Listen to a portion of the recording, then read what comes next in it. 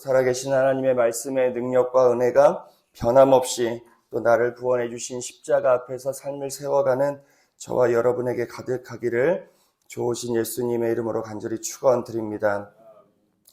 계속해서 예수님과 서기관 또 바리새인들의 논쟁이 오늘 마태복음 12장 가운데 담겨져 있습니다.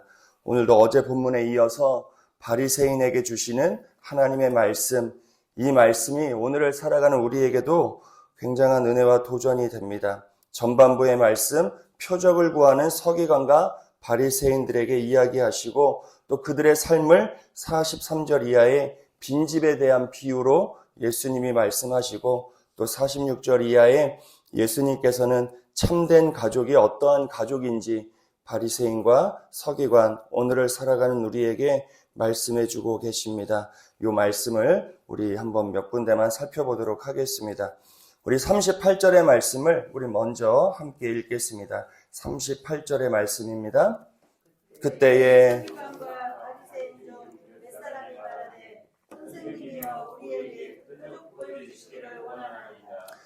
바리새인과 서기관들이 예수님께 표적 보여주기를 구하고 있습니다.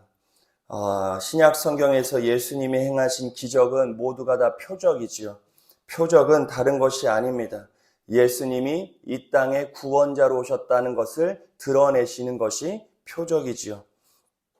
그러니 예수님의 표적의 궁극적 표적은 십자가를 향하여 가고 있는 겁니다.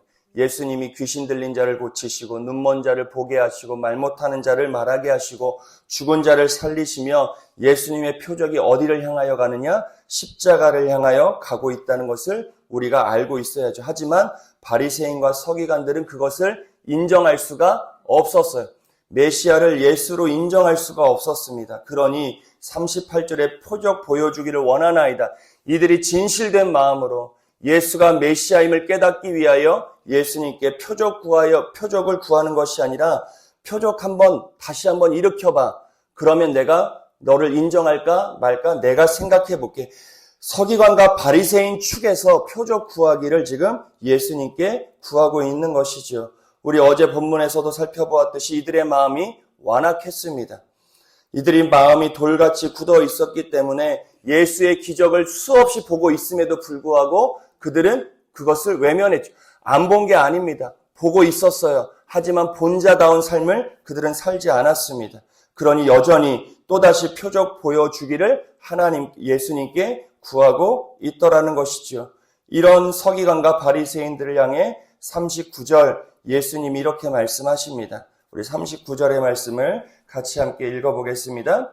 예수께서 대답하여 이르시되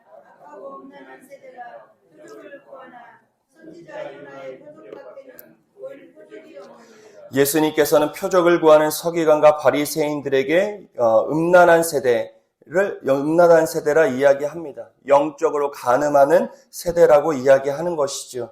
여기서의 음란한 세대를 가리키는 것은 하나님을 믿는 신앙의 마음을 가리키는 단어입니다. 하나님을 조건부로 대하는 것이죠. 하나님을 믿기는 믿습니다. 이들이 하나님을 안 믿는 게 아니에요. 누구보다 하나님을 열심히 믿습니다.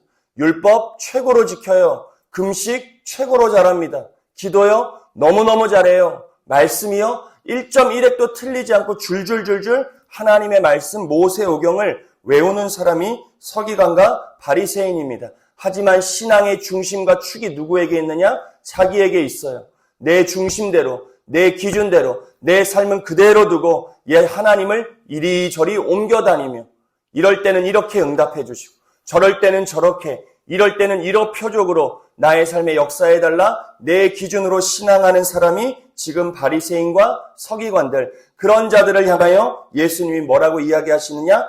음란한 세대예요. 내 마음대로 신앙합니다. 내 편한 대로 신앙해요. 오늘날도 그런 분들이 얼마나 많이 있습니까?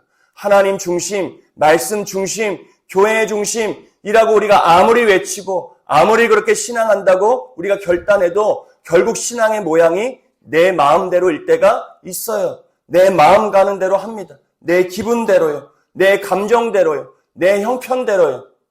하나님은 언제나 그것을 뛰어넘어 역사해 주시기를 우리가 간절히 바라고 기도하며 살아가는데 내 신앙의 모양이 언제나 그 조건과 틀 안에 갇혀져 있을 때가 있다는 겁니다. 이 당시에 서기관과 바리새인들만 음란한 세대가 아닙니다. 새벽부터 표현이 좀 그렇지만 오늘을 신앙하는 내가 이 음란한 세대, 내 중심적으로 내 마음대로 신앙하고 있고 있지는 않은지 우리가 오늘 말씀 앞에 나를 겸손히 비추어 볼 필요가 있지요. 내가 내 마음대로 신앙하고 있는가? 내 기분대로. 좋을 때는 한없이 좋으면서 기분 나쁠 때는 완전히 아무것도 아니고 다 외면하고 마치 신앙이 없는 것처럼 내가 신앙하고 있는 것은 아닌가? 우리의 삶은 롤러코스터일 수도 있습니다. 때로는 좋을 때도 있고 때로는 안 좋은 일이 우리의 삶에는 반드시 일어납니다. 기분 잘 풀릴 때가 있어요. 하지만 반드시 또 내리막길을 걸어갈 때가 우리는 인생이기에 인생 주기는 롤러코스터를 탑니다. 하지만 신앙은 절대 그래서는 안 돼요. 신앙은 한결같아야 합니다. 신앙은 꾸준해야 돼요. 어떤 순간에도 하나님을 믿는 믿음이 끊임없이 유지될 수 있어야 돼요. 조금씩 더딜지라도 우리의 신앙은 그리스도의 장성한 분량에 이를 때까지 성장할 수 있어야 돼요. 주님이 부르시는 그때까지 저와 여러분의 신앙이 믿음이 흔들리거나 넘어지는 것이 아니라 조금씩이라도 성장하여 그리스도의 장성한 분량에까지 이르는 복된 믿음 되어지시기를 간절히 축원드립니다. 이들에게 보일 표적은 요나의 표적밖에 없어요. 요나가 어떤 자예요? 40절에 나오죠. 밤낮 사흘 동안 큰 물고기 뱃속에 있었다가 사흘 뒤에 물속이 뱃속에서 무추로 토해내어 나오지요. 이것이 무엇을 상징합니까? 예수님의 죽음과 부활을 상징하는 거예요. 너희에게 보일 표적, 나의 죽음과 부활밖에 보일 게 없다는 겁니다. 역으로 오늘 하나님께서 우리에게 보여주신 최고의 기적이 무엇이냐? 예수님의 죽음과 부활인 거예요. 이것이 나를 살린 최고의 기적, 이것이 예수가 하나님이심을 드러내는 최고의 기적, 이것을 우리 평생의 표적 삼아 살아갈 수 있어야. 오늘 무엇을 구하세요? 오늘 여러분들이 무엇을 구하시냐는 거예요. 우리의 필요 구해야지요. 우리의 문제 해결을 하나님께 구해야 합니다. 지금의 구덩이, 절망의 구덩이에서 나를 건져내달라 하나님께 간절히 구해야 돼요. 하지만 이 모든 일들을 구하기 이전에 십자가가 내 삶에 이루어진 가장 큰 기적임을 우리가 오늘 믿음으로 선포하며 하루의 삶을 시작할 수 있어야 돼요. 나를 살리신 십자가, 이 십자가를 믿는 믿음으로 살아가면 우리의 삶에 하나님께서 때마다 필요한 것들을 공급해 주시고 우리의 삶을 인도해 주시는 거예요. 이 표적이 저와 여러분을 살리는 진짜 표적 되어지시기를 좋으신 예수님의 이름으로 간절히 축원드립니다. 이 십자가의 은혜를 붙들어가는 자 흔들리지 않아요. 넘어지지 않습니다. 절대 내 기분대로 하지 않아요. 내 정욕대로 하지 않습니다. 오늘도 십자가를 붙들며 흔들리지 않는 저와 여러분의 믿음의 삶을 세워가시기를 간절히 축원드립니다. 이런 자들을 향하여 예수님께서 41절, 42절을 이야기하시지요. 우리 두 절의 말씀을 같이 읽어보겠습니다. 심판 때에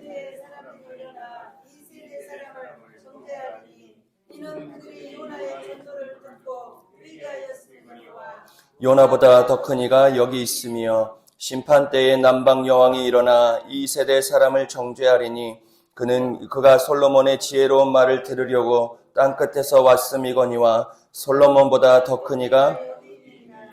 자, 요나가 니느웨로 가서 회개를 선포하죠. 그 요나의 회개의 선포를 듣고도 니느웨 사람들은 어떻게 합니까?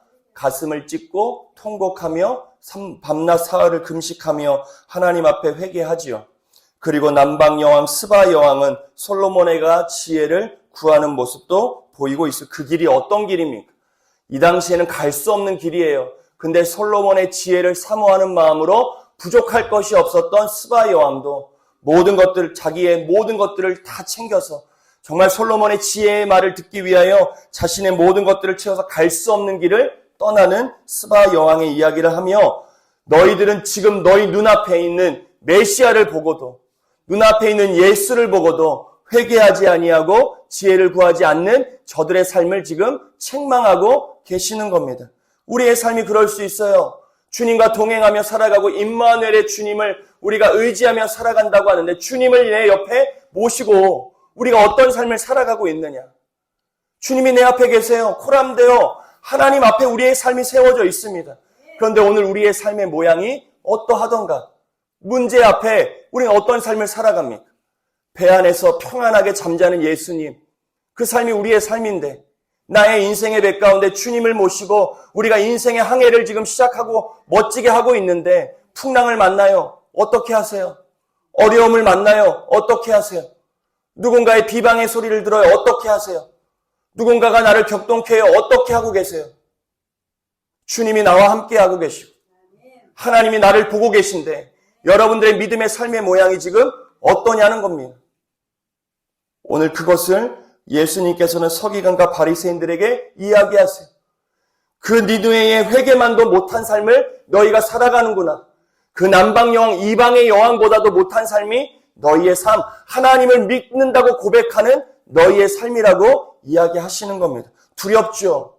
오늘도 하나님을 정말 내가 잘 믿는다고 생각하는데 오히려 나의 잘 믿음이 주님께는 책망이 될 수도 있는 겁니다. 두려운 말씀이 오늘 말씀을 읽으며 두려웠습니다.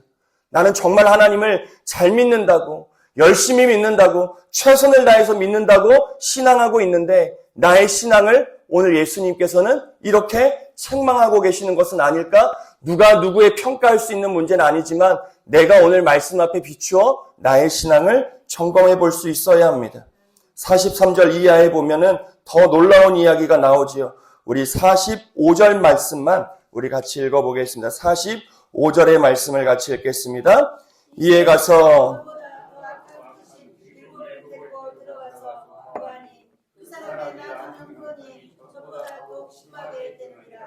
이 악한 세대가 또한 이렇게 이 세대를 향하여 예수님이 말씀하시는 겁니다. 더러운 귀신이 있었던 집이었어요. 그런데 44절에 보니까 어떻게 합니까? 다 수리하고 청소하고 빈집을 만들었어요. 너무 잘했죠?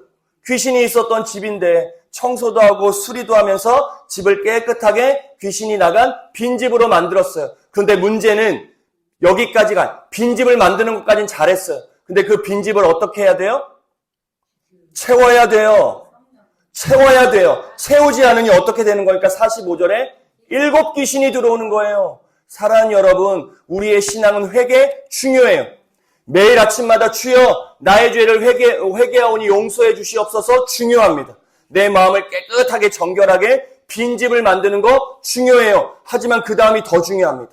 그 빈집 안에 성령, 하나님의 말씀, 하나님의 뜻, 하나님의 사랑, 하나님의 용서, 말씀을 행하는 믿음, 이것으로 채우지 않으면 이전보다 더한 것들이 내 마음 가운데 들어와요. 반드시 우리의 마음은 무언가로 채워지게 되어 있어요. 그것이 하나님이냐, 하나님 아닌 거냐의 차이일 뿐입니다. 모든 사람들은 마찬가지예요. 내 마음 가운데 무언가를 채우게 되어 있습니다. 우리 입에도 뭔가를 채우죠. 우리의 배에도 뭔가, 우리는 끊임없이 무언가를 채워 그냥 있지 않아요. 내 생각이 그냥 비어있지 않습니다. 끊임없이 우리는 무언가로 채우게 되어 있어요. 근데 그 채우는 것이 무엇이어야 하느냐? 하나님의 뜻, 하나님의 말씀, 성령, 하나님에 대한 믿음으로 매일 새벽을 채워나아갈 수 있어야 하는 겁니다. 사랑하는 여러분, 이 새벽의 첫 시간이 내 마음을 깨끗하게 하고 내 마음의 헛된 것을 비워내는 회개의 시간임과 동시에 하나님의 은혜와 뜻과 믿음과 성령을 채우는 은혜의 시간이 되시기를 좋으신 예수님의 이름으로 간절히 축원드립니다. 그것으로 채우지 않으면 반드시 이전보다 더한 악한 것들로 내 마음이 반드시 채워지게 되어 있어요. 회개 뒤에 하나님의 은혜와 하나님의 뜻을 채워서 이 음란한 세대 가운데 하나님의 자녀가 어떤 삶을 살아가야 하는지 저와 여러분의 삶을 통하여 반드시 증거되어지는 은혜가 있기를 간절히 축원드립니다. 그리고 나서 주님께서 이런 자가 나의 가족, 나의 형제자매라는 이야기를 하시죠. 이런 말씀을 하실 때에 제자들이 와서 무리들이 와서 예수님께 얘기하는 겁니다. 예수님 저기 바깥에 예수님의 어머니와 형제들이 와 있습니다. 라고 이야기하니 누가 내 어머니고 누가 내 형제냐? 예수님이 말씀하시며 50절의 말씀을 주시지요. 우리 50절의 말씀을 같이 함께 읽어보겠습니다. 누구든지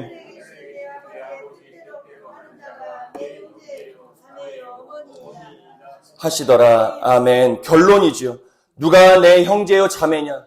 누가 하나님께서 끝까지 지켜주시는 하나님의 형제요 자매요 하나님의 아들이요 딸이요 이걸 어떻게 우리가 구분해낼 수 있느냐? 오늘 38절부터 다시 시작하는 거예요. 하나님의 표적 십자가와 부활을 온전한 표적으로 믿고 살아가는 자, 내 중심으로 신앙하는 것이 아니라 내 감정에 따라 기분에 따라 신앙생활하는 것이 아니라 어떤 순간에도 십자가와 부활을 붙들며 신앙하는 자가 내 사랑하는 아들이요, 딸이요, 형제요, 자매다.